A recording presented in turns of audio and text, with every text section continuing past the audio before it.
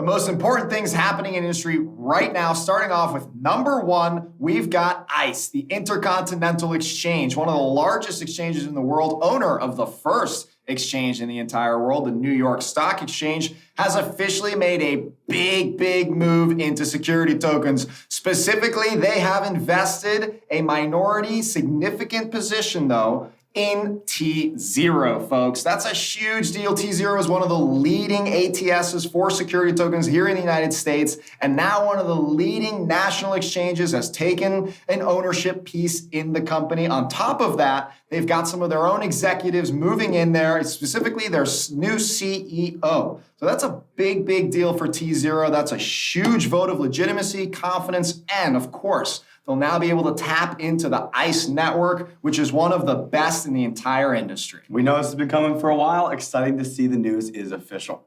Number two, we've got Securitize. You know, Securitize is one of the largest issuance platforms and brokers in the security token industry, and they are on a roll. They've now acquired a specific transfer agent called Pacific Stock Transfer, which catapults them into the top 10 for transfer agents in the entire US. Transfer agents obviously are the piece and the intermediary in a transfer of a stock or of any kind of security token moving around the world. You need to have somebody that's actually managing the underlying cap table and from exchange to exchange. So now Securitize, a big acquisition. Now they've got 1.2 million accounts across their company. That's pretty crazy. Moving into number three, we've also got a new STO consortium that's formed, specifically between BC Group, Archax, and Invest2X. And for those of you who don't know those companies, BC Group is in Hong Kong with one of the only licenses for crypto asset security trading. We've also got Archax, which was the first to receive their respective license to trade security tokens in the UK. And finally, we've got Invest2X out of the Singapore with also similar licensing. So we've got a cross-jurisdictional consortium here. What that means is they're going to be working together to enable cross-border investments, which of course means focusing on interoperability standards to make sure that compliance and AML laws are followed, and such. Consortiums are a great way for the industry to grow as we are still in this nascent stage. Number four, we've got the Fed. Now, we've talked about the Fed many times, how they're exploring a central bank digital currency. They're exploring how a digital dollar might work.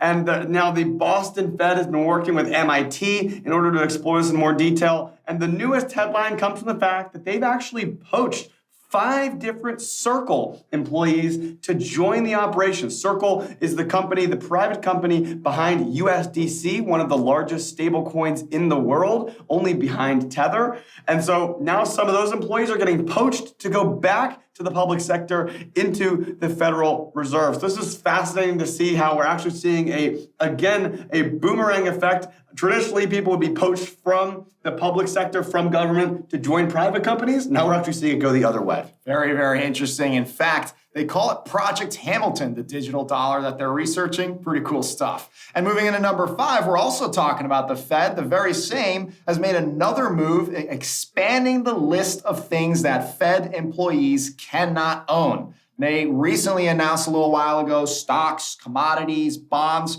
pretty much anything that you would, even foreign currencies, not allowed to be owned. And now they've expanded the list to also say cryptocurrency. So truly, they have a now non-biased approach as they work in the Fed. And it seems like crypto has officially made the asset recognized list. This comes on the heels of multiple executives actually being forced to step down due to their public holdings that came out recently, both from Boston as well as I think Texas had a couple commissioners that were, making some investments privately. So interesting stuff there. And that's the top 5 things you need to know happening right now. And let's get into the rest of the industry news with John Pittman.